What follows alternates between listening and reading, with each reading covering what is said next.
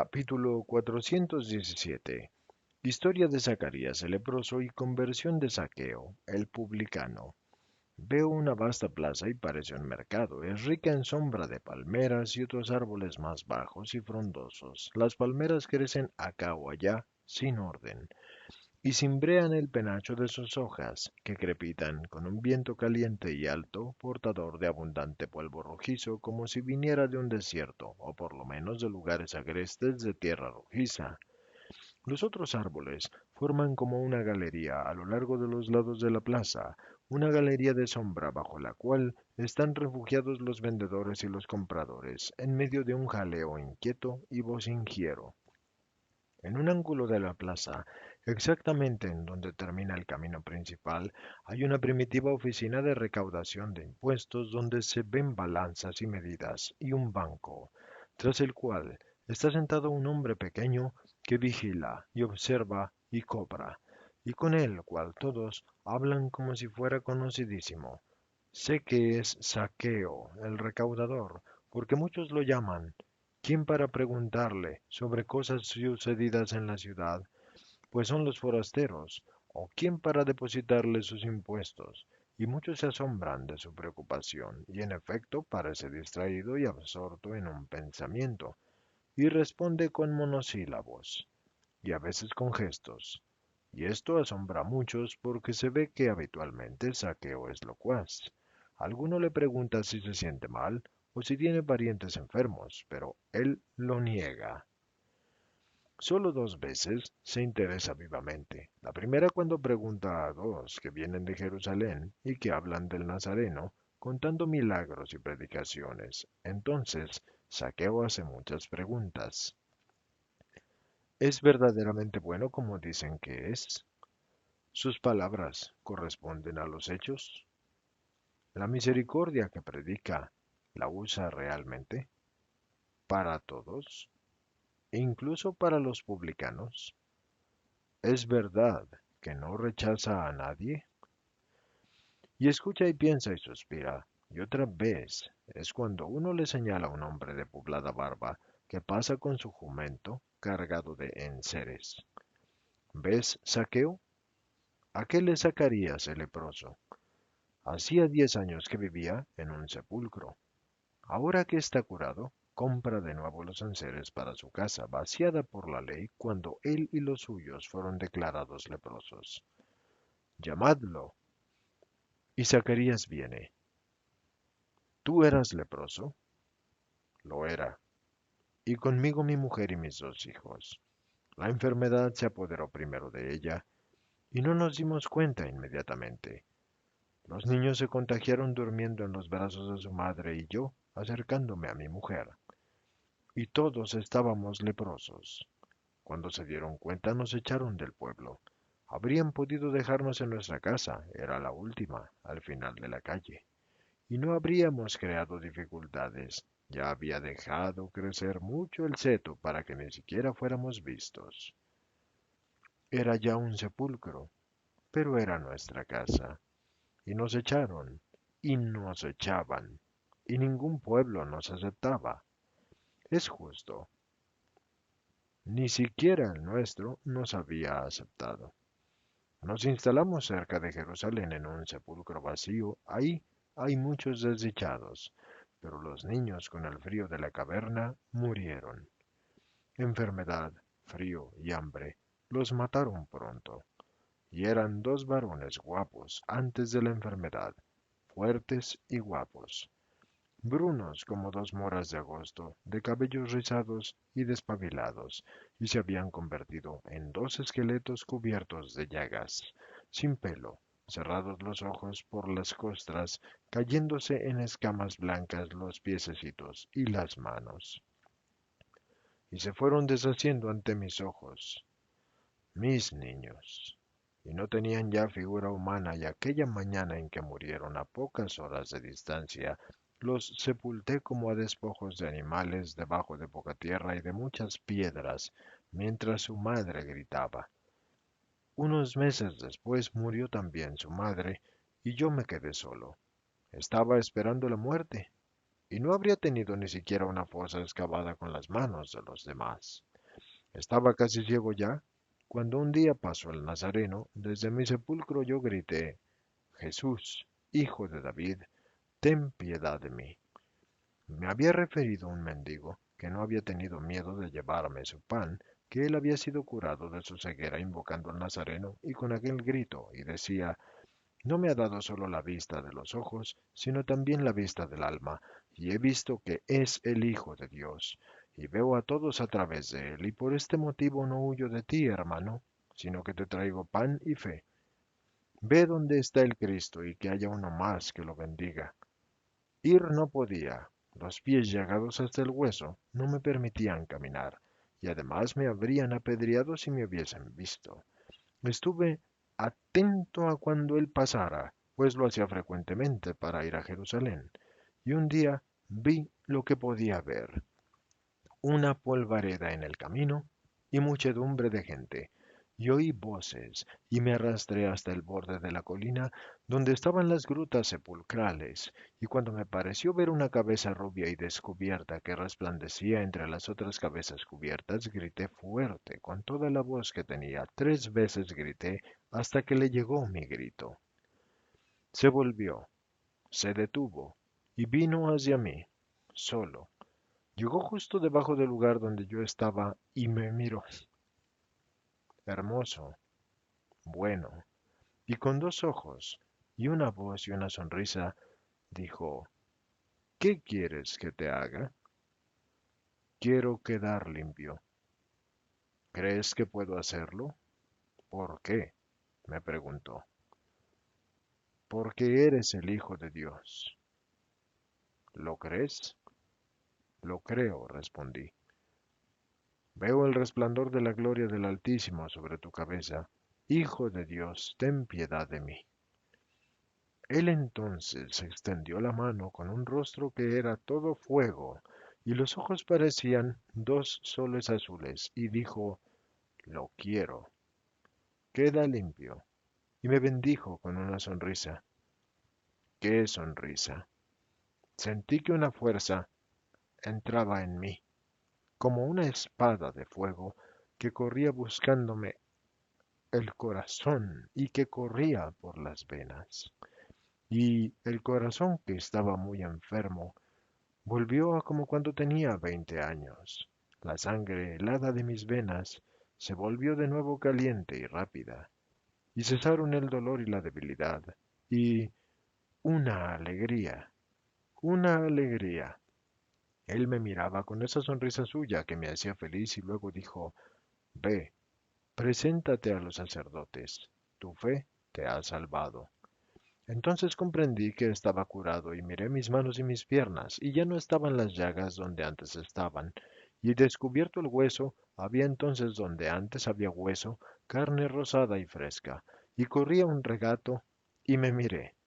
La cara también estaba limpio, estaba limpio, después de 10 años de asquerosidad. Ah, ¿por qué no había pasado antes en los años en que estaba viva mi mujer y mis niños? ¿No habría curado? A todos nos habría curado. Ahora, ves, compro para mi casa, pero estoy solo. ¿No lo has vuelto a ver? No, pero sé que está por esta zona y he venido a propósito y quisiera bendecirlo una vez más y ser bendecido para tener fuerzas en mi soledad. Saqueo baja la cabeza y calla, y el grupo se disuelve. Pasa un tiempo y la hora se hace calurosa. La gente desaloja el mercado y el recaudador, con la cabeza apoyada en la mano, piensa sentado tras su banco. Ahí está el Nazareno, gritan unos niños, señalando el camino principal. Mujeres, hombres, enfermos, mendigos, se apresuran a correr a su encuentro, y la plaza se queda vacía, y solo los asnos, los camellos atados a las palmeras, permanecen en su sitio, y Saqueo en su banco. Pero luego se pone en pie y se sube encima de su banco, y todavía no ve nada, porque muchos han arrancado ramajes y los ondean como por un júbilo, y Jesús está inclinado hacia algunos enfermos, Entonces Zaqueo se quita el vestido, de forma que se queda solo con la túnica corta, y trepa a uno de los árboles, y sube con dificultad contra el tronco grueso y liso que mal aferran sus cortas piernas y sus cortos brazos. Pero lo consigue, y se pone entre dos ramas, como en una terraza, y las piernas penden por delante de este barandal, y de la cintura para arriba se asoma como uno a una ventana, y mira. La muchedumbre llega a la plaza, y Jesús alza los ojos, y sonríe al solitario espectador acomodado entre las ramas. Zaqueo, baja enseguida. Hoy me alojo en tu casa, ordena.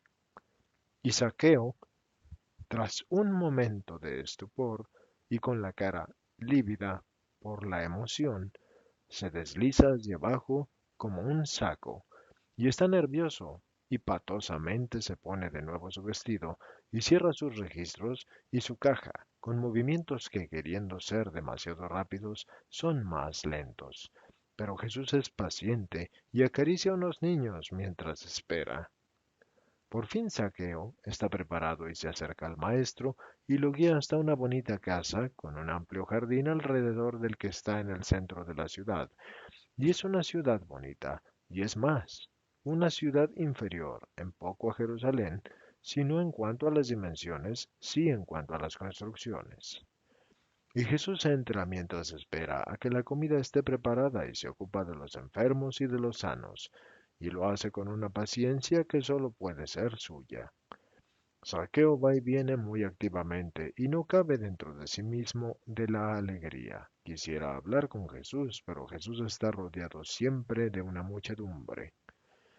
Al fin, Jesús se despide de todos diciendo, vuelvan a la puesta del sol y vayan a sus casas, y la paz sea con ustedes. Y el jardín se desaloja, y se sirve la comida en una bonita y fresca sala que da al jardín, y Saqueo ha hecho las cosas con riqueza. No veo a otros familiares, por lo cual pienso que Saqueo era célibe y vivía solo, con muchos criados. Acabada la comida, cuando los discípulos se diseminan a la sombra de las matas para descansar, Saqueo se queda con Jesús en la fresca sala. Es más, durante un poco se queda solo Jesús, porque Saqueo se retira como para dejarlo descansar. Pero luego vuelve y mira por una rendija de una cortina y ve que Jesús no está durmiendo, sino que piensa. Entonces se acerca y trae en sus brazos una pesada arca y la pone en la mesa al lado de Jesús y dice, Maestro, hace tiempo me hablaron de ti. Un día dijiste en un monte muchas verdades que nuestros doctores ya no saben decir. Se me quedaron en el corazón y desde entonces pienso en ti.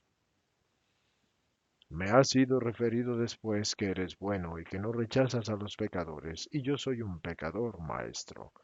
Y me han dicho que curas a los enfermos, y yo tengo enfermo el corazón porque he cometido hurto, y porque he cometido usura, y porque he sido un vicioso y ladrón, y duro con los pobres, pero ahora, ahora estoy curado, porque me has hablado, y te has acercado a mí, y el demonio de la sensualidad y de la riqueza ha huido, y desde hoy soy tuyo, si no me rechazas. Y para mostrarte que nazco de nuevo en ti, mira, me despojo de las riquezas mal adquiridas y te doy la mitad de mis bienes para los pobres, y la otra mitad la usaré para restituir cuadruplicado cuanto yo he tomado con fraude, sea quien sea, y sé a quién he robado. Y luego después de haber devuelto a cada uno lo suyo, te seguiré, maestro, si tú me lo permites. Lo quiero. Ven. He venido para salvar y llamar a la luz. Hoy, luz y salvación han venido a la casa de tu corazón.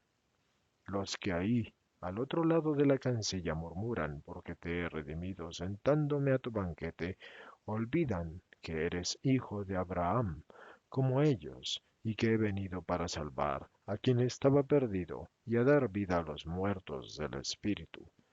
Ven, Zaqueo, has comprendido mi palabra mejor que muchos que me siguen solo para poder acusarme.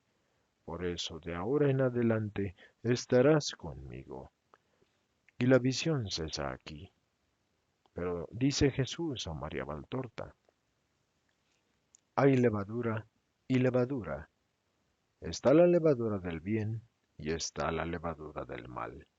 La levadura del mal, veneno satánico, fermenta con mayor facilidad que la del bien, porque encuentra la materia más adecuada para su fermentación en el corazón de un hombre, en el pensamiento del hombre y en la carne del hombre, seducidos los tres por una voluntad egoísta y contraria, por tanto, a la voluntad universal, que es la voluntad de Dios. La voluntad de Dios es universal porque no se limita nunca a un pensamiento personal, sino que tiene presente el bien de todo el universo y de toda la creación. A Dios nada puede aumentarle ninguna perfección, habiendo poseído siempre todo de forma perfecta. Por tanto, no puede haber en él un pensamiento de propia ganancia en la base de ninguna acción suya. Cuando se dice, se hace esto para la mayor gloria de Dios, en el interés de Dios, no es porque la gloria divina sea susceptible en sí misma de ser aumentada, sino porque toda cosa que en la creación lleva una impronta de bien, y toda persona que haga el bien, y por tanto merezca poseerlo, se adorna con el signo de la gloria divina, y da así la gloria a la gloria misma, que ha creado gloriosamente todas las cosas. Es un testimonio en definitiva dado a Dios por las personas y las cosas, testificando con hechos acerca del origen perfecto del que proceden. Por eso Dios cuando les manda y les aconseja o los inspira a una acción, no lo hace por un interés egoísta, sino que lo hace por un pensamiento altruista y caritativo del bienestar para ustedes. Y por eso la voluntad de Dios no es nunca egoísta, sino que antes bien es una voluntad enteramente abierta al altruismo y a la universalidad, y la única y verdadera fuerza en el mundo, en el universo y en la creación, que tenga pensamiento de bien universal. Pero la levadura del bien, que es germen espiritual que viene de Dios, crece con mucha adversidad y esfuerzo y con mucha dificultad, teniendo como tiene en contra los estímulos propicios para la otra levadura, la carne, el corazón y el pensamiento del hombre, impregnados de un egoísmo que es la antítesis del bien, que por su origen no puede ser sino amor.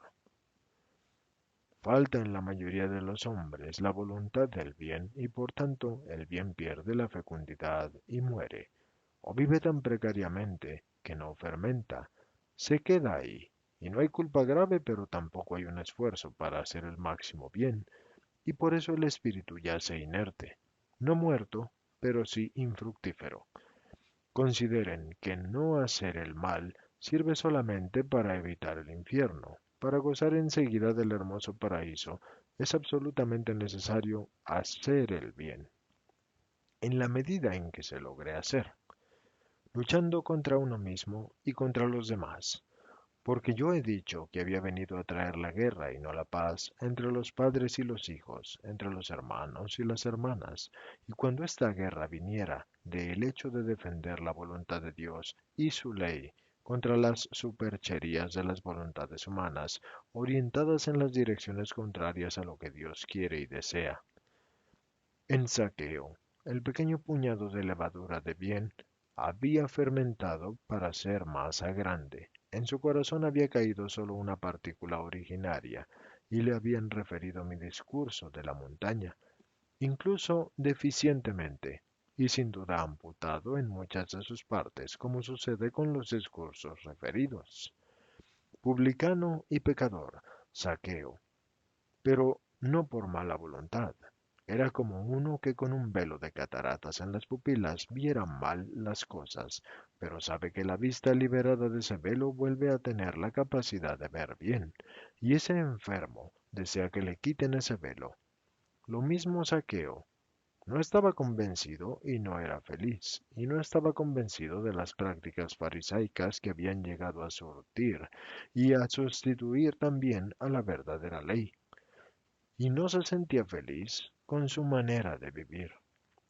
Buscaba instintivamente la luz, la verdadera luz, y vio un resplandor de luz en ese fragmento del discurso y lo guardó en su corazón como un tesoro, y puesto que lo amaba, y date cuenta, María, de esto, dado que lo amaba, el resplandor se fue haciendo cada vez más vivo, amplio e impetuoso, y lo llevó a ver nítidamente el bien y el mal, y a elegir rectamente, cortando con generosidad todos los tentáculos que antes de las cosas al corazón y del corazón a las cosas lo habían envuelto en una red de esclavitud maligna, puesto que lo amaba, y este es el secreto del éxito o del no éxito.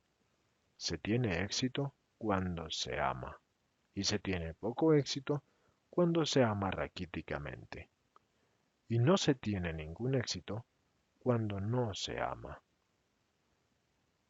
En cualquier cosa, en lo que sea, con mayor razón en las cosas de Dios, donde, por ser Dios invisible para los sentidos corporales, hace falta tener un amor que yo me atreviera a llamarlo perfecto, respecto a la perfección que puede tocar la criatura para tener éxito en una empresa, en la santidad, en este caso, Saqueo, sintiendo aversión del mundo y de la carne, y asqueado también por las mezquinidades de las prácticas farisaicas tan capciosas e intransigentes para los demás, y demasiado condescendientes para con ellos mismos, amó ese pequeño tesoro de mi palabra, llegado a él por puro azar, humanamente hablando.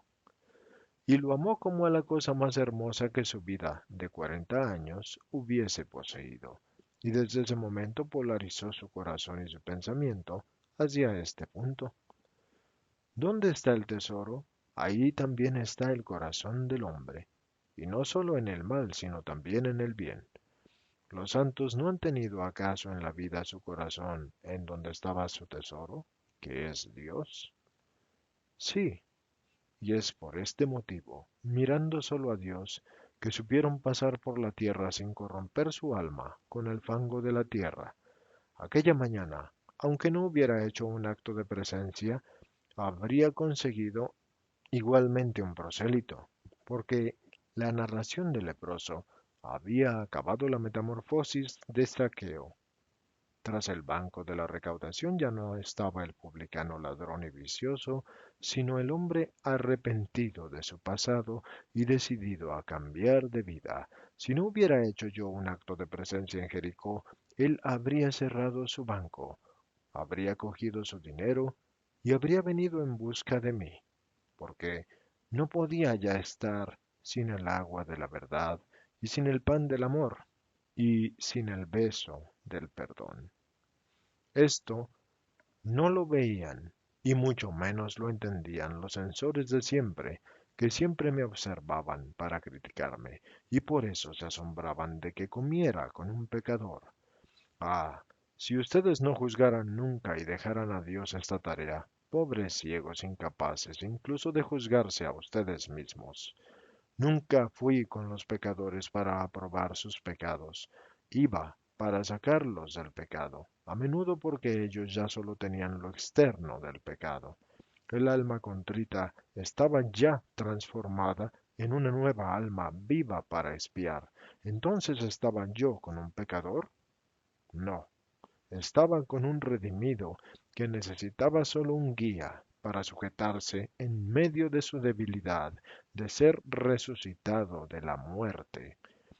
¿Cuánto les puede enseñar el episodio de Saqueo? El poder de la recta intención que suscita el deseo recto que impulsa a buscar una cognición cada vez mayor del bien y a buscar a Dios continuamente hasta alcanzarlo, un recto arrepentimiento que da el coraje de la renuncia, y Saqueo tenía la recta intención de oír las palabras de la verdadera doctrina, habiendo oído alguna, y su recto deseo lo impulsa y lo impulsó a un mayor deseo y por tanto a una continua búsqueda de esta doctrina y en la búsqueda de Dios. Oculto en la verdadera doctrina, lo separa de los mezquinos dioses del dinero y de la sensualidad y lo hace un héroe de renuncias. Si tú quieres ser perfecto, ve y vende cuanto tienes y ven detrás de mí. Dije al joven rico que no lo supo hacer, pero Zaqueo, a pesar de estar más endurecido en la avaricia y en la sensualidad, sabe hacerlo, porque a través de la escasa palabra que había sido transmitida, había visto a Dios como el mendigo ciego y el leproso que curé. ¿Podrá acaso un espíritu que ha visto a Dios encontrar ya una atracción en las pequeñas cosas de la tierra? ¿Lo puede acaso mi pequeña esposa?